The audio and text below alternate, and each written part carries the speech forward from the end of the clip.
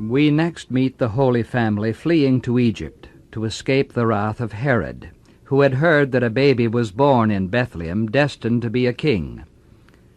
There is an old tradition which says that they stayed in Old Cairo, to the south of the modern city. If that is true, they undoubtedly saw the Sphinx and the pyramids, even then more than 2,000 years old. And then they went back to Nazareth, in Galilee, where Jesus grew up. Galilee was the crossroads of the Near Eastern world, located on the eastern end of the Mediterranean Sea. It was through this area that the commerce of Asia flowed in a mighty stream toward Rome. Let us look around Nazareth. Here below the city is the fertile valley of Esdraelon, rich in history, as the battlefield on which the armies of Egypt and Assyria were locked in mortal contest to see who would rule the world. Only 3.5 miles away was Sepphoris, the location of a Roman garrison. When the boy Jesus was only 10 or 11 years old, there was a Jewish uprising here, 10,000 strong, against the Roman government. They were routed by the Romans, and thousands of young Jews were crucified on crosses of wood in the valley or on the hillsides near where Jesus lived. He knew about crucifixions even as a boy. Only 5 miles from Nazareth was Mount Tabor, down whose slopes Deborah and Barak, more than 1,000 years before, had swept with their 10,000 warriors to fight against the enemies of Israel under Sisera. The biblical story tells us that the stars in their courses fought against Sisera. One could go on recounting the history of this region. Undoubtedly Jesus knew it, for it was here that he was brought up.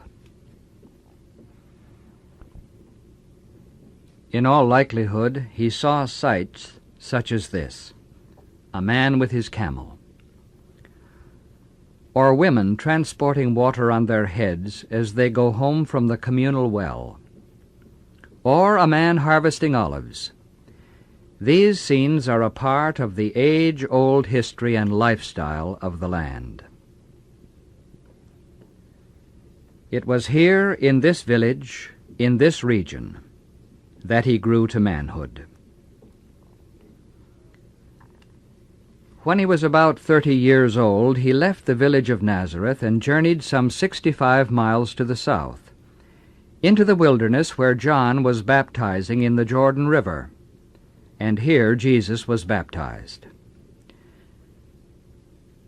And then he went into the wilderness, to what is now called the Mount of Temptation. It is situated in a rugged area just outside the ancient city of Jericho, only a few miles from where he was baptized. Here he spent 40 days in spiritual struggle. One of the temptations that he faced was to throw himself down from the pinnacle of the temple in Jerusalem, a high wall shoring up the temple area and falling away steeply into the Kidron Valley below. Then he returned to Galilee, some 65 miles to the north. One of the first acts of his ministry, which was now beginning, was the miracle in Cana, where he helped to celebrate a wedding feast by turning water into wine. Apparently then he broke with his family, left Nazareth, and made his home in Capernaum on the north shore of the Sea of Galilee.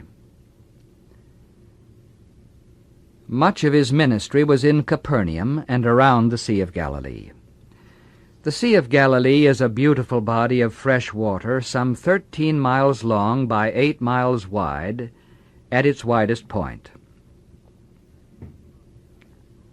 There across it are the Golan Heights, as they were when Jesus saw them. But in recent times they have been the scenes of bitter conflict.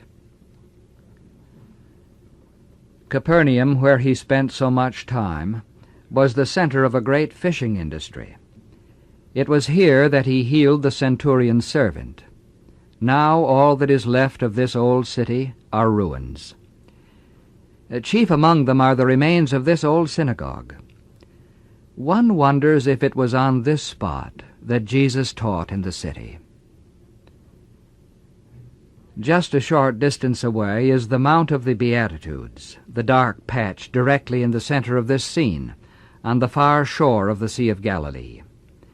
Here tradition says that Jesus taught, giving his Sermon on the Mount. The spot is now marked by a church, which seems a far cry from what Jesus must have seen when he stood here. On a Sunday morning we found a tree overlooking the sea, and we sat there in its shade and read the entire Sermon on the Mount. The birds in the branches above us provided our music, and seemed to respond in rhapsodic song to the words of Jesus, "Consider the birds of the air." Let us wander around this area. Just a short way from here is the fertile plain of Gennesareth, 3 miles long and 2 miles wide. This vicinity is tropical in climate. Here are orange trees. It was hot when we were there in October. The soil and the weather are such that 3 crops are raised a year. A little farther on are the ruins of Magdala, the town of Mary Magdalene, whose tormented mind Jesus healed, and to whom he appeared after his resurrection. It was in this country, around this sea, that Jesus spent most of his ministry. Here he performed most of his miracles, and it was here that much of his teaching was done. He did make some journeys out of Galilee to Tyre and Sidon, to Caesarea Philippi, to Samaria, to Jerusalem, and down as far as Jericho, near the Dead Sea, some 75 miles from his home in Capernaum. Let us go with him to 2 of these places. First we go to Samaria, which lies about halfway between Jerusalem and Nazareth. The ancient city of Samaria was perched on this high hill, and it was so defensible that for 3 years it withstood the siege of the Assyrian army, until it finally fell in 722 B.C., and the ancient city of Samaria was wiped out. Here now are ruins. In this case, the crumbling remains of an old Byzantine church. Down the mountain from the site of these old ruins is the little settlement of Sebastieh, built around the spring where women come to draw water. One of Jesus' experiences in this region came out of a meeting with a woman from the little village of Sychar. It is off in the distance, framed by these orange trees. She had come to Jacob's well to draw water, and Jesus asked her for a drink. What did she look like? Perhaps she looked like this woman who has just drawn water and carries it on her head back to her home.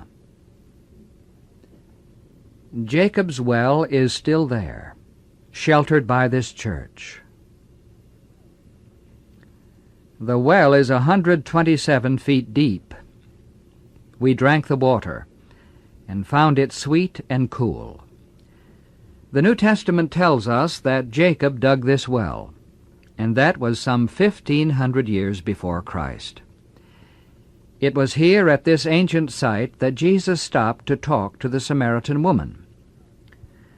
You may sit in the garden outside the church and let your imagination recapture this scene from Jesus' life. The Gospel of John and the geography of the place bring it to life. As Jesus talked to the woman, she tried to engage him in a religious controversy, for there, towering above them, was Mount Gerazim, an ancient sacred place. It was sacred to the Samaritans, and it still is. Pointing to it, she said, "Our fathers worshipped God in this mountain." Jesus responded, "The hour is coming, and now is, when neither in this mountain nor in Jerusalem will you worship the Father. God is spirit, and those who worship him must worship him in spirit and in truth."